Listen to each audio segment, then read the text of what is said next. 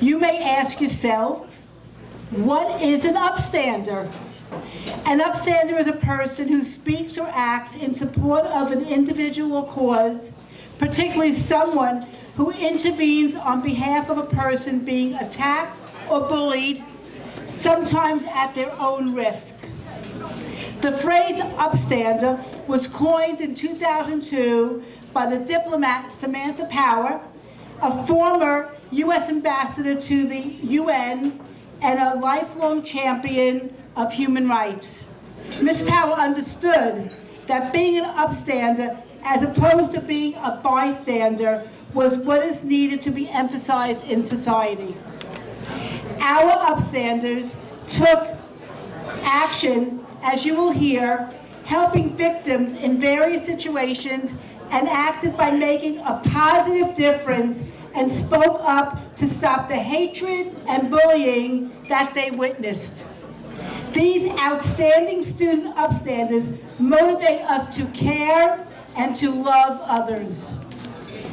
This year, we were lucky to have 64 applicants from Nassau and Suffolk middle and high schools, with 6 chosen to receive the Claire Friedlander Award, which recognizes their unique efforts for standing up for others and not being a bystander. This was a real difficult process because we had so many outstanding students writing essays and telling us their stories for us to consider. I'd like to thank the following individuals who were on our committee, who were the judges, the educators, docents, and board members who participated in reading and selecting the winning essays. Like I said, it was a real hard process. So if you're here, please stand. Harriet Becker, Zachary Rowlick, Marion Gesson, Dr. Joe Hallio, Gail Kassenholtz, Judy Lyman, Michael Mantell, Emily Miranda, and Donna Rosenblum. Thank you all for helping with this process. Now I would like to introduce Peter and Irene Klein, who are presenting the Claire Friedlander Award, and they will explain their process. Thank you. Thank you, Maris, and thank you to HMTC, the staff, the team, the committee, Herculean efforts to put this all together. It is one of our favorite events of the year as well. And it is our favorite event for a reason. We're helping children understand what's the difference between right and wrong. And they get it. And you'll see how they get it when you hear them speak. And that's transformational. So just a couple of seconds on my friend Claire Friedlander, our friend for many years, who's passed about 15, 16 years ago now. A few of us got together and we were thinking about how can we set up a program, in her memory of course, through the foundation, how we can celebrate these young people who are standing up for intolerance and injustice and racism and hatred. Claire's story is not unusual, but it's special. She was a 13-year-old young lady in a small village in Poland. The Nazis came in. You know what happened. They rounded up the whole village. All the Jewish people in the village were rounded up. But my friend Claire, she was an impetuous 13-year-old, and she said, I'm not listening to some soldier. And she hid in a door jamb of a building, and she watched her brother, Bruno, and her aunts and her uncles, and all her family go on this train. She never saw them again. She ran. She jumped a fence. She ran some more. Her parents were working in a village nearby. She found them, told them what was happening, and the 3 of them hid. They were hidden by a Catholic family that put their own lives at risk, right? Because if the Nazis found them, and oh, by the way, there were people in the town that would love to tell the story about where they were hiding the Jewish families.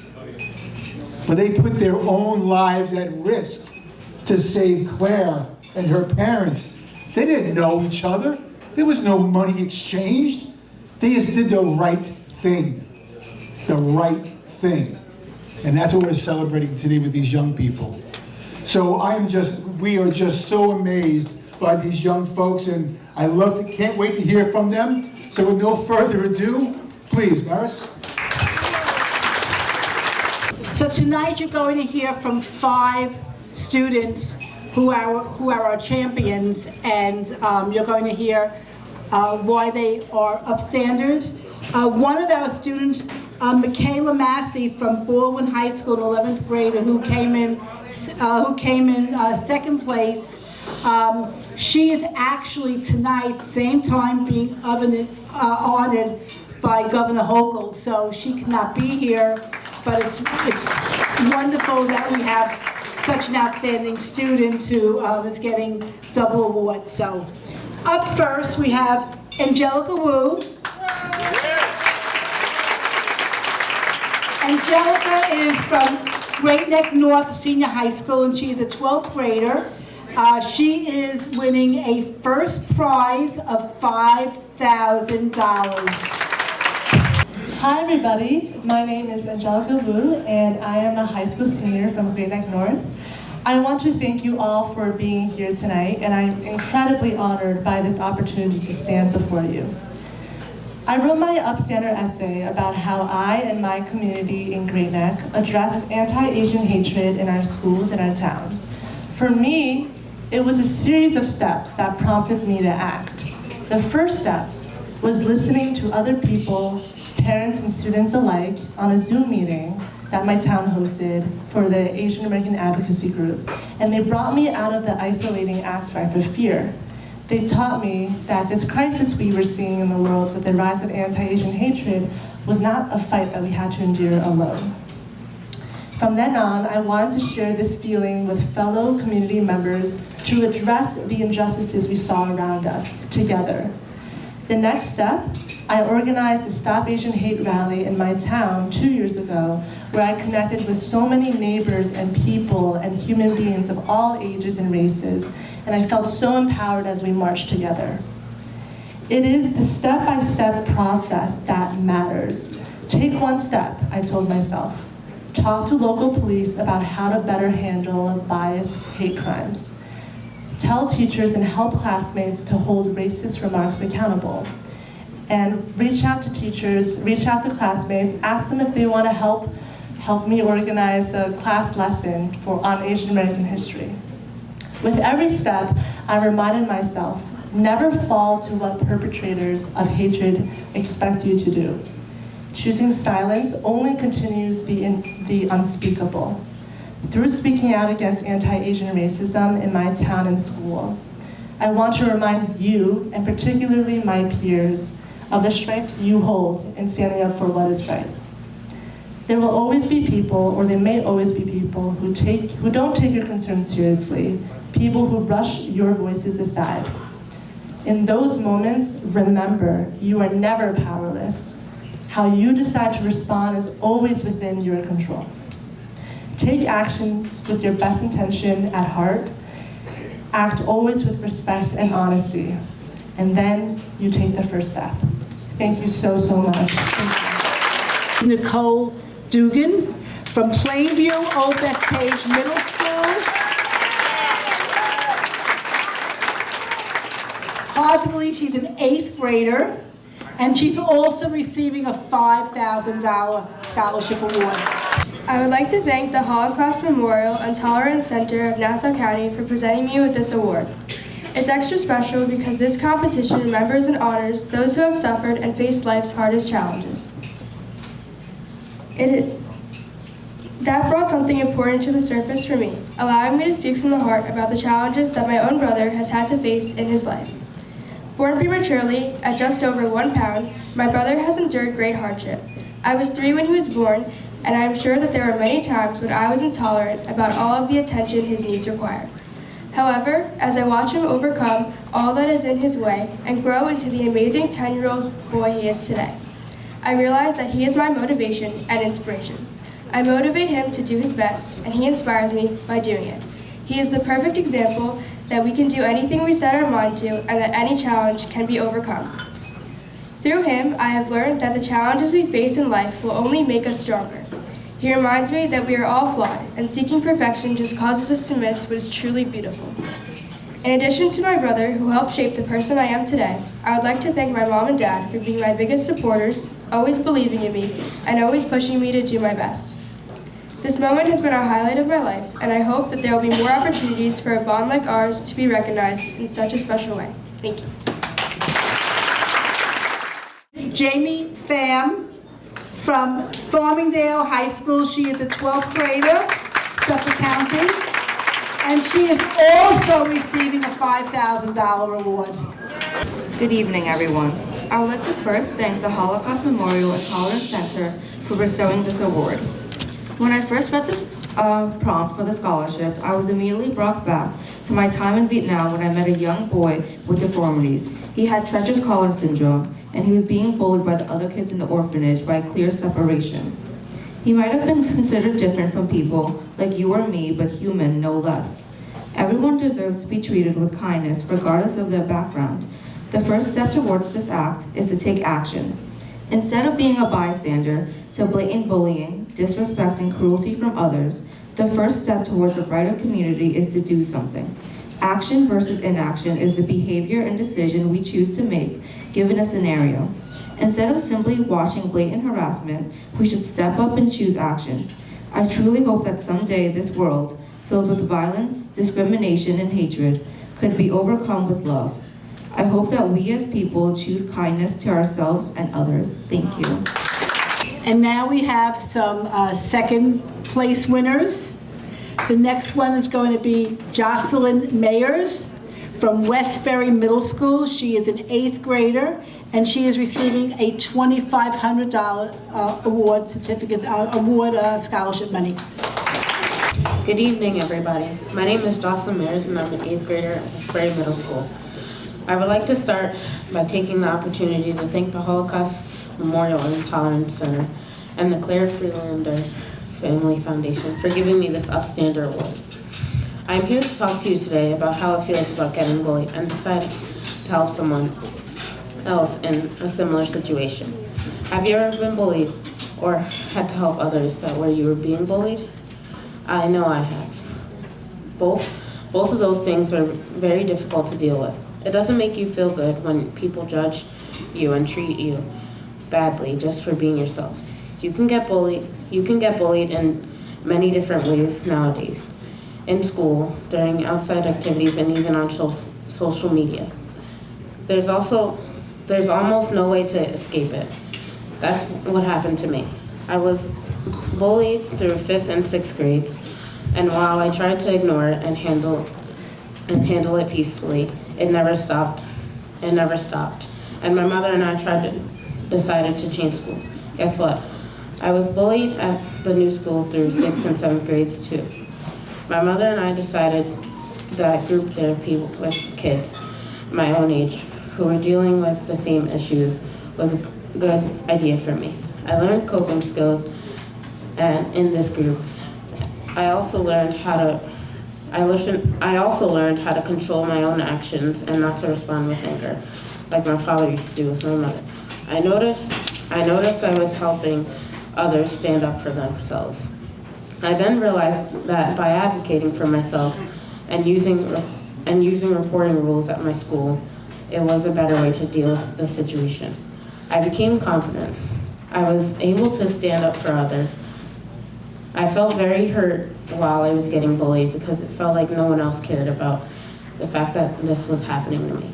I remembered that while I was being bullied, that sometimes I would feel like I would need someone else to talk to other than my family. My group therapy helped so much with this. I'm proud to say that I have learned to stand up for others who are being mistreated because I know what it feels like. Some kids have even told me that they wish they weren't even here anymore. No one should have to feel that way while they are just trying to get good grades and be a good kid. I feel blessed that I've learned how to help others from my own experiences. If people would treat each other better than how they are treated we would all be better off. Good. That is my hope. Thank you so much for letting me share my story and considering me for this. Our last speaker and our winner for this evening is Ava Muir. She is from Northport High School, a 12th grader, and she is also receiving a $2,500 award. Last year, in my 11th grade IB literature class, we read the memoir Night, written by Holocaust survivor Elie Wiesel, a deeply candid and profound account of his survival as a teenager in the Nazi concentration camps of Auschwitz and Buchenwald. Now, after reading the novel in class, I read it once more and started researching the life and legacy that Elie Wiesel left behind. Wiesel once said, "What hurts the victim most is not the cruelty of the oppressor, but the silence of the bystander." Wiesel's words have stuck with me over the last 2 years in an ever-evolving society and country that has made progress in the realm of justice, yet is as polarized as ever and often plagued with ignorance. My name is Ava Muir. I'm a senior at Northport High School. And last summer, I represented my school and county at the American Legion Auxiliary Empire Girls State Program, which was basically a week-long educational program regarding civics. Myself and over 200 girls ran a mock government in which I was elected to the highest position of governor. Now, one night, a parody of the Montgomery bus boycott was performed. The role of Rosa Parks was portrayed by a blonde-haired, blue-eyed girl, to the dismay of many in the audience. I was immediately uncomfortable and fled the auditorium in search of my black roommate, Michelle. Now, I found Michelle hysterical with the 3 white chairwomen of the program, and they seemed perplexed as she expressed her emotions and spoke over her, defending what occurred. I immediately stepped in, advocating how such a skit came across, and although I tried my best to remain calm and comforting for Michelle's sake, I smoldered with growing indignation on the inside. Now, 20 minutes later, my roommate Michelle left the program for good. Many calls to cancel Girls State were made, while there were still girls who saw nothing wrong with the ignorance that took place. I recognized that it was necessary to remind myself I was amidst individuals from diverse counties across New York who were governed by their own beliefs and exposed to different ideologies. I decided to organize a restorative justice circle and facilitate a discussion with 270 participants and staff, basically advocating for girls who struggle to articulate their emotions. The dialogue was a success, minds were educated, apologies were exchanged, and many reforms were proposed. Now, rather than engaging in polarizing cancel culture, our group shared meaningful dialogue that day.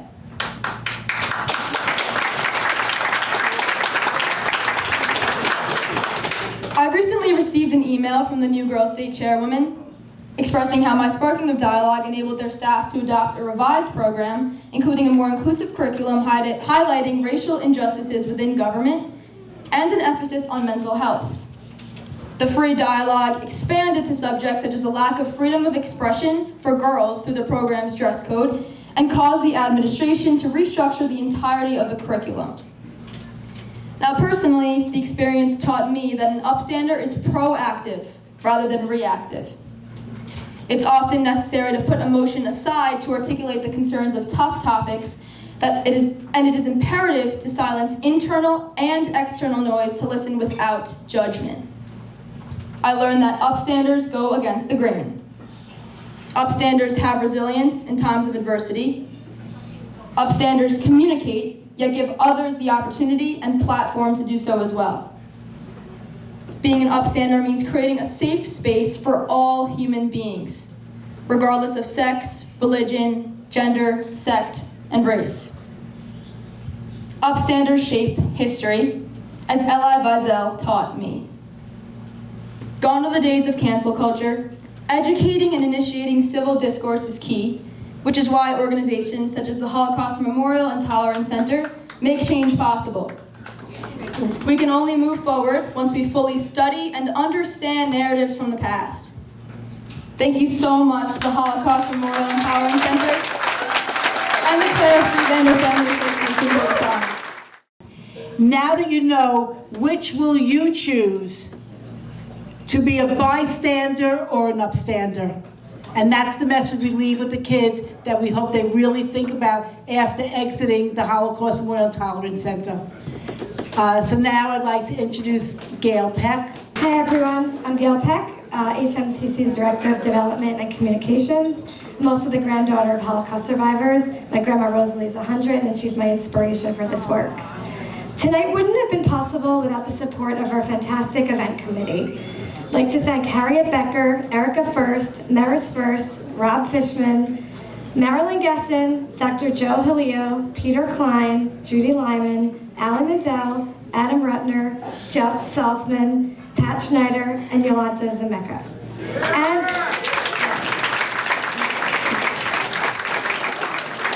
And I'd also like to thank our incredible staff, Anthony Scalisi, Tanya Dolan, Zachary Graulick, Emily Miranda, Dana Arshin, and Donna Rosenblum. I'd also like to thank our dedicated board. It's such an honor to work with all of you. Please, board members, please stand so we can thank you for all you do for HMTC's past, present, and future.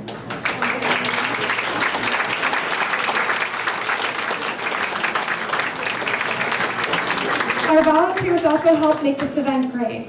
Thank you to Karen Blumenfeld, Sam Feldman, Madison Hoffman, Cody Moritz, and Dylan Moritz, Jolie Natus, Lily Terapicio, Michaela Moore, Megan Lazzarini, Marissa Paredes, and Bridget Slayman. Thank you again for helping out tonight. When you came in, you got these flyers for sponsorships, and these are really tangible ways to make a difference at HMTC.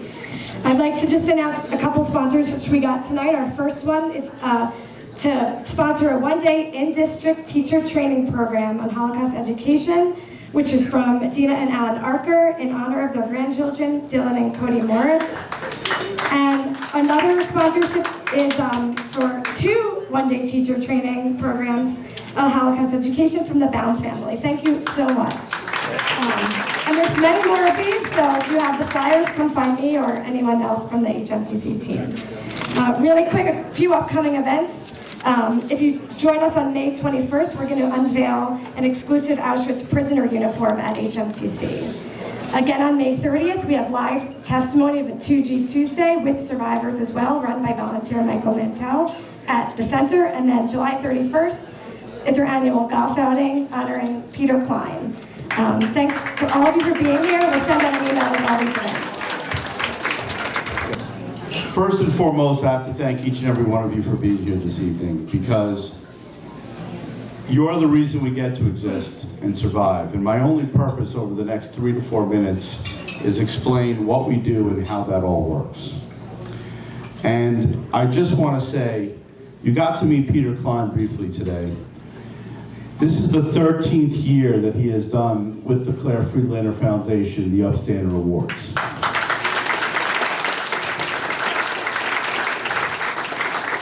What he has done with the foundation is simply extraordinary. You can find out. This is just one of the charities he supports. And if you look at the barrage of them, it's pretty incredible. He's our honoree this year at our golf outing, and frankly, we couldn't have a better honoree. So thank you very much. So please allow me to tell you a little bit about the people we have and what they do and how it all works together. You just met Gail. She's our development and communications leader. She's in charge of this event and all of our other fundraisers that we have throughout the year. She works with our board, including me. And that's the hardest part of the job. I'll let you know that right now. She also manages our marketing strategy and the emails that you receive. Anthony Solis. Anthony's our financial controller. He lets us know where we are on the scoreboard of the money every day. He makes sure that we can pay enough bills so that we can maintain our operation. He helps process our donations, once our approved grants, he makes sure that the work is done, that people know. Only once a year does he process auctions and raffle prizes.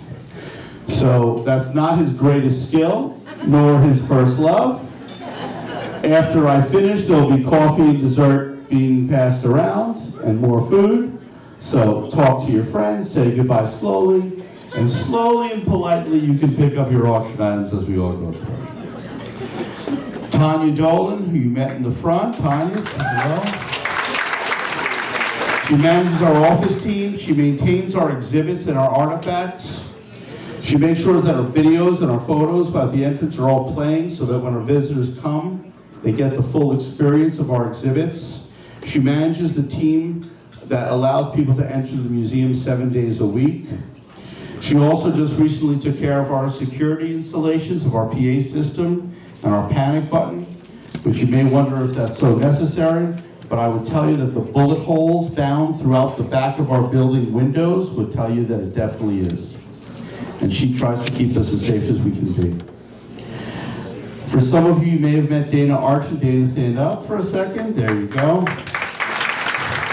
She has the title of our storyteller, and she does get HMTC on national television, which has a very, very important purpose for us. It keeps us with the ability to fight hate publicly and fight anti-Semitism publicly, and to make sure that our Holocaust education is at the forefront of people's minds. But she also has interviewed so far since September 21 survivors. She has another one scheduled, at least one each week going forward. She posts clips both long and short online, and you will find that we're about to hit 1 million views. That's for our little center here in Glen Cove, 1 million views. Emily Miranda, who you saw next to me a minute ago, was putting our posters together. She's our education and museum facilitator.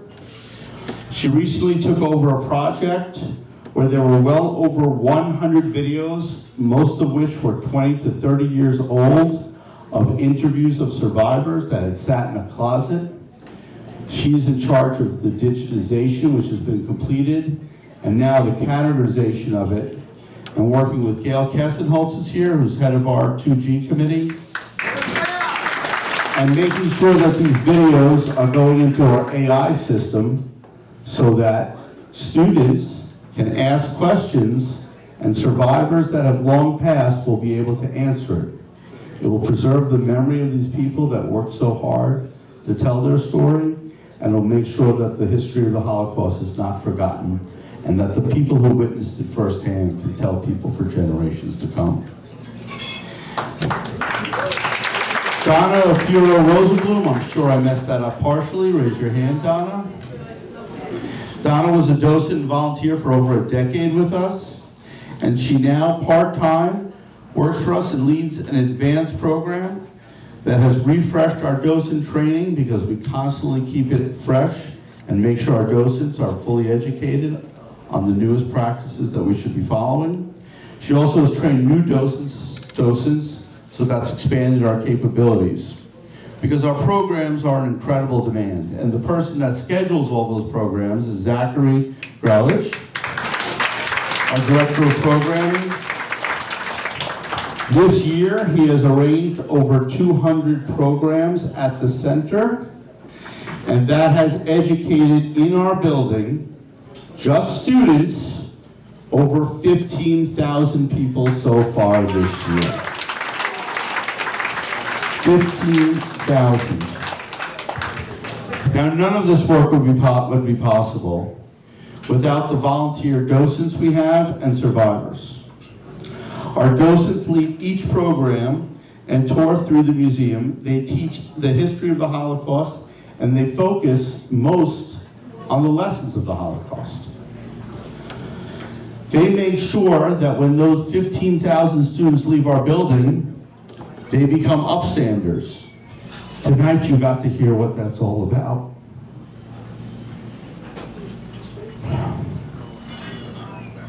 To make sure that it burns in the head of these kids, we have very few survivors here tonight, but I'd ask them to please stand for a moment if they can. Thank you.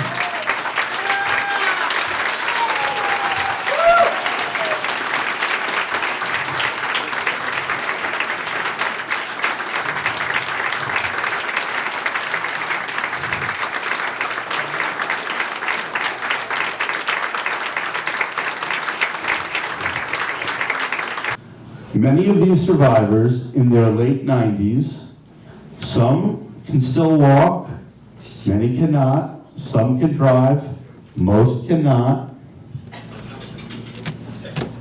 They come each day, no matter what pain they have, no matter what bothers them, no matter how hard it is, and they tell the worst story of their life, day after day after day. They tell that story so the kids know it. And then some of their kids come and tell the story of what it was like to grow up by people that had to suffer through that. And that's what makes the training different. It turns it from history to reality. And that's what makes the message mean all the more. And why they understand that when good people do nothing, bad things happen.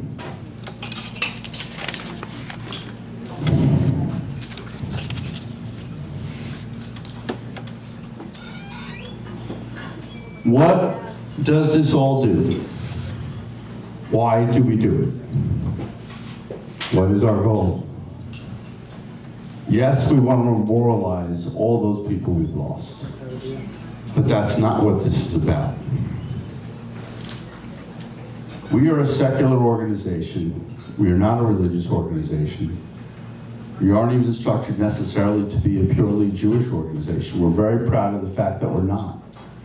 We're very proud of the people that participate with us that aren't Jewish, because they're who make us great. Because what we're really here to do is one of the most important things in Judaism, at least for me, tikkun olam. We are here to heal the world. That's our job. We heal the world. That's what those people in their 90s are doing. That's what these docents, most of them retired teachers, do day after day, volunteer doing.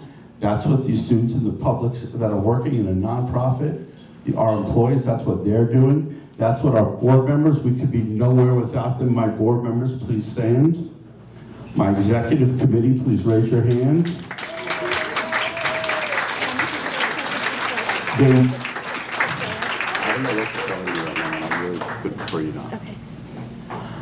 These people donate tons and tons and tons of time, tons and tons of money. They put all the effort in for the specific purpose to make sure we can heal the world. With our last breath, that's what we're here to do. And it's only possible because of events like this and out of the generosity of people like you that are here to help us do it. And I wish I could tell you that just based on what we did here tonight, we're all set, but that's just not true. We need a lot more. We need a lot more help. And let me tell you something, the world needs a lot more healing. Because there's more hate, more anti-Semitism than I've seen in my lifetime. And I'm pretty sure most of you have seen in yours. So the only way we're going to get there, the only way, and I've been saying this for almost 20 years, we're going to win this war, and that's what it is for each of us, and I'm preaching to the choir, step up as much as we can and do everything we can every day to make the world a better place.